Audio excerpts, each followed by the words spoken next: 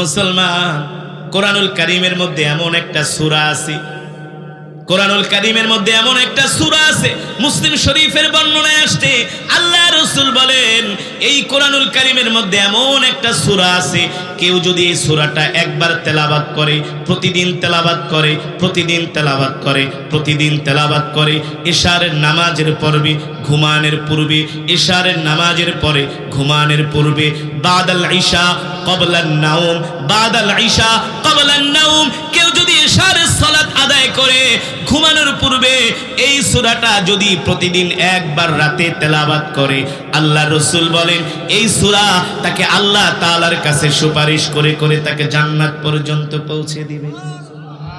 এবার আসেন মুসলমান,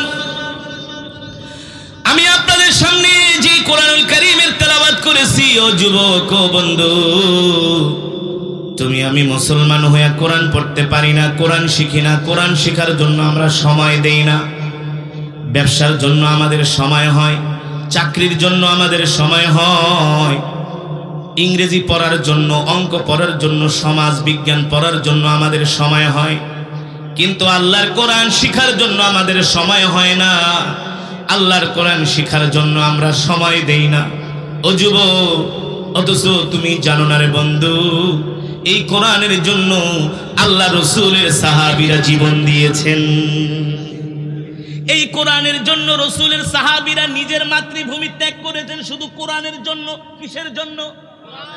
হাসরের ময়দানে আল্লাহ নবী ডাকবে, ও আমার উম্মতেরা আসো আসো, আমি তোমাদের জন্য আল্লাহ তাআলার দরবারে সুপারিশ করব, আজকে তোমাদের জন্য আমি সুপারিশ করব।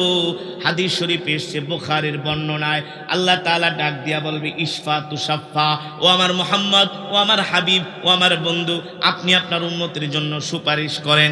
ইশফা তুশাফা, ইশফা তুশাফা, আপনি সুপারিশ করেন, আপনার সুপারিশ আমি আল্লাহ আজকে গ্রহণ করব। আল্লাহ রাসূল সমস্ত হাসরবাসীদেরকে ডাক দিবে, ও আমার উম্মতেরা আসো আসো, আমি তোমাদের জন্য আজকে আল্লাহর দরবারে সুপারিশ করব। সেই সময় সমস্ত হাসরবাসীরা আল্লাহ রাসূলের সামনে এসে হাজির হয়ে যাবে আর বলবে, ওগো নবীজি, আমরা তো আপনার উম্মত, আমাদের জন্য আজকে আপনি আল্লাহ তাআলার কাছে আমাদের জন্য সুপারিশ করেন। আল্লাহ রাসূল ডাক দিয়া বলবে, শোনো, তোমরা যদি আমার উম্মত হইতা তাহলে তোমাদের 3.5 হাত বডির মধ্যে উম্মতের চিহ্ন থাকতো, উম্মতের নিদর্শন থাকতো, ঠিক কিনা বলো? তখন বলবে, ওগো রাসূল, আমরা আপনাকে অনেক ভালোবাসি, জীবন দিয়া ভালোবাসি। আল্লাহ রাসূল ডাক দিয়া বলবে, আমার সাহাবীদের দিকে তাকায় দেখো, আমার তলহার দিকে তাকায় দেখো, আমার জুবাইরের দিকে তাকায় দেখো, আমার বেলালের দিকে তাকায় দেখো, আমার ওমরের দিকে তাকায় দেখো, আমার ওসমানের দিকে তাকায় দেখো, আমার আলীর দিকে তাকায় দেখো, আমার বেলালের দিকে তাকায় দেখো, আমার আবু যরের দিকে তাকায় দেখো, আমার আবু হুরায়রার দিকে তাকায় দেখো, আমার সাহাবী খালিদ ইবনুল ওয়ালিদের দিকে তাকায় দেখো, তোমরা আমার দিকেও তাকায় দেখো। আল্লাহর রাসূল তার শরীর মোবারক দেখাবে, সাহাবীদের শরীর দেখাবে আর বলবে, দেখো আমার সাহাবীরা আল্লাহর কোরআনের জন্য দুনিয়ার জমিনে কত নির্যাতন সহ্য করেছে। সবার শরীরে তীরের দাগ, তরবারির দাগ, সবার শরীরে বর্ষার আঘাত, কারো হাত নাই, কারো পা নাই, কারো নাক নাই, কারো চোখ নাই। রাসূলের চাচা হযরতে আমির হামজা এই কোরআনের পক্ষে থাকার কারণে আমির হামজার কলিজা ছিঁড়ে খাওয়া হয়েছে, ঠিক কিনা বলেন? হযরতে আমির হামজার কলিজাটা ছিঁড়ে তারা খেয়ে ফেলেছে। কলিজা ছিঁড়েছে, নাক কেটেছে, কান কেটেছে, একমাত্র আল্লাহর কোরআনের জন্য। রাসূলের অসংখ্য সাহাবীরা আল্লাহর কোরআনের জন্য মার খেয়েছে। ওই সময় বলবেন, আল্লাহ আল্লাহর পয়গম্বর, ওগো নবী, আমিও তো আপনাদের উম্মত, আমরাও আপনাদের উম্মত, আপনি আমাদের জন্য সুপারিশ করেন। আল্লাহ রাসূল বলবে, শোনো, আমি তোমাদের আমলনামা দেখতেছি, তোমরা দুনিয়াতে কোরআন পড়ো নাই, তোমরা দুনিয়াতে নামাজ পড়ো নাই, তোমাদের এলাকায় একজন কোরআনের কারি আসছে, সেই কোরআনের কারির জবানে কোরআন শুনতে যাও নাই, নিজেও কোরআন পড়ো না, অন্যের জবানেও কোরআন শোনো নাই, ঠিক কিনা বলেন? আমি আপনাদের সামনে যে কোরআন পড়লাম, হাসরের ময়দানে আল্লাহর কোরআন আল্লাহর আদালতে কারো পক্ষে কারো বিরুদ্ধে মামলা দায়ের করবে, আবার কারো পক্ষে সাক্ষী দিবে। এই কোরআন, যে কোরআন পড়লাম, হাসরের ময়দানে যখন ফেরেশতারা ধরে বলবে, উদখুল ফি জাহান্নাম, উদখুল ইলা জাহান্নাম, জাহান্নামের দিকে যা, তখন আল্লাহর কোরআন ডাক দিয়া বলবে, এ ফেরেশতা, তুমি যাকে জাহান্নামের দিকে যেতে বলেছো তার দুই একটা আমলের মধ্যে ত্রুটি আছে, কিন্তু সে আমাকে মহব্বত করত। আজকে আমি কোরআন তার পক্ষে সাক্ষী দিতেছি, আমি কোরআন সাক্ষী দিচ্ছি, তুমি তাকে জাহান্নামে দিতে পারবা না। সুবহানাল্লাহ। আর জোরে বলেন সুবহানাল্লাহ। মুসলমান, কোরআনুল কারীমের মধ্যে এমন একটা সূরা আছে, কোরআনুল কারীমের মধ্যে এমন একটা সূরা আছে, মুসলিম শরীফের বর্ণনায় আসছে আল্লাহ রাসূল বলেন, এই কোরআনুল কারীমের মধ্যে এমন একটা সূরা আছে, কেউ যদি এই সূরাটা একবার তেলাওয়াত করে, প্রতিদিন তেলাওয়াত করে, প্রতিদিন তেলাওয়াত করে, প্রতিদিন তেলাওয়াত করে, ইশারের নামাজের পূর্বে, ঘুমানোর পূর্বে, ইশারের নামাজের পরে, ঘুমানোর পূর্বে, বাদাল ইশা ক্বাবলান নাওম, বাদাল ইশা ক্বাবলান নাওম, কেউ যদি ইশারের সালাত আদায় করে ঘুমানোর পূর্বে এই সূরাটা যদি প্রতিদিন একবার রাতে তেলাওয়াত করে, আল্লাহ রাসূল বলেন এই সূরা তাকে আল্লাহ তাআলার কাছে সুপারিশ করে করে তাকে জান্নাত পর্যন্ত পৌঁছে দিবে। যদিও তার দুই একটা আমলনামা ভুল ত্রুটি থাকে, কিন্তু আল্লাহর কোরআনের এই সূরা বলবে, আল্লাহ আমি দুনিয়াতে ওয়াদা করেছিলাম যে আমাকে মহব্বত করবে, আমাকে তেলাওয়াত করবে, তার জান্নাতে যাওয়ার জিম্মাদারি আমার হাতে, তার জন্য আমি সুপারিশ করব। তখন ফেরেশতারা বলবে, না তুমি জাহান্নামী। আল্লাহর কোরআন বলবে, প্রশ্নে আসে না, আমি তার পক্ষে দাঁড়ায় গেছি। সুবহানাল্লাহ।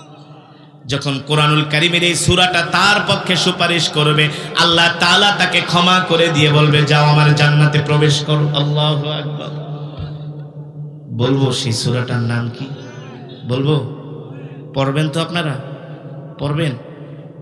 ওখানে আস্তে করে কয়, কারণ অনেকে মনে মনে কে ইশারের নামাজই তো পড়ি না, আবার সূরা পড়ুন কোন সময়?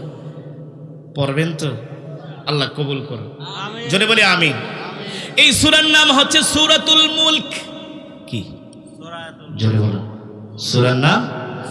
মুসলিম শরীফের বর্ণনায় আসছে, কেউ যদি সূরাতুল মুলক প্রতিদিন ইশারের পরে ঘুমানোর পূর্বে তেলাওয়াত করে, ইন্তেকালের সাথে সাথে আল্লাহ তাআলা তাকে জান্নাত দিয়ে দিবে, তার কবরটা জান্নাতের বাগান বানায় দেওয়া হবে। বলেন সুবহানাল্লাহ। এই কারণে আবার নামাজ বাদ দিয়ে শুধু সূরা মুলক পড়েন না। আমি গেছি সিলেটে ওয়াজ করতে, এখন সূরাতুল ইখলাসের ফজিলত নিয়ে বর্ণনা করছি, বয়ান করতেছি যে এই সূরাতুল ইখলাস যে বেশি বেশি তেলাওয়াত করবে, আল্লাহ তাআলা দুনিয়ার সমস্ত পেরেশানি দূর করে দিবে, তার জন্য আল্লাহ তাআলা 300টি রিজিকের দরজা খুলে দিবে। কয়টা? কোন সূরা?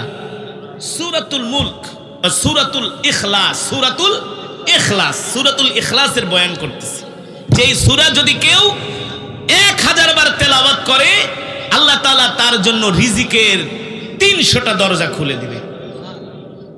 এক সিলেক্টটা যুবক দ্বারাকে, ওবা খারি সাহেব সত্যি খৈসনি রে বাহ, ওদের ভাষা বুঝেন নাই, কোবা খিতা খাও খারি সাহেব সত্যি খৈসনি রে বাহ, আমি তুমি খিতা খাও।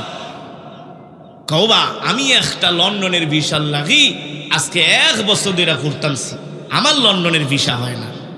তো তুমি তো মিয়া সাহেব, মৌলভী সাহেব, তুমি মিথ্যা কথা হইতে পারো না, তো সত্যি করে বলো আমি কি লন্ডনের ভিসা পাবো নাকি?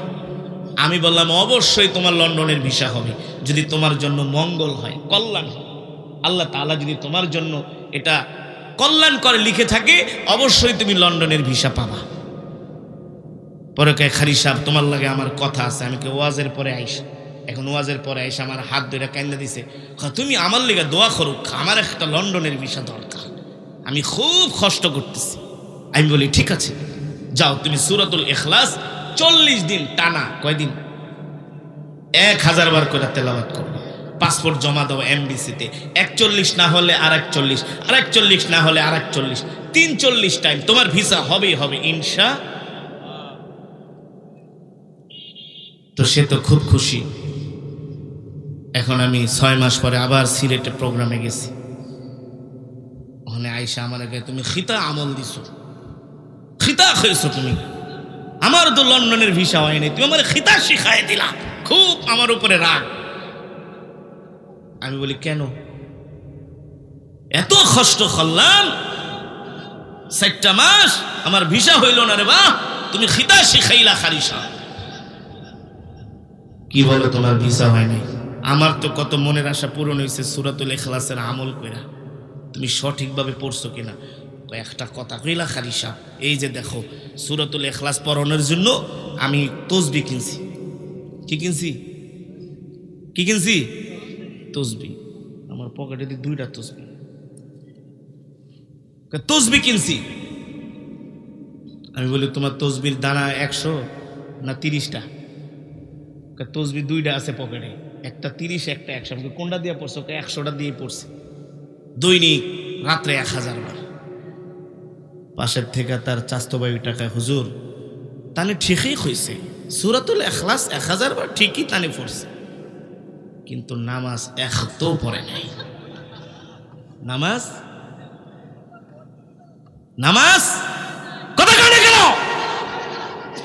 বাংলাদেশের মুসলমান এখন ওয়াজ শুনতে খুব মজা, দেখে কোন বক্তা আইব, কেমনে টান মারে, কেমনে সুদ দেয়, হাসায় না কান্দায়। ওয়াজ শুনতে রাজি, মাগার নামাজ পড়তে রাজি না। ঠিক কিনা বলুন?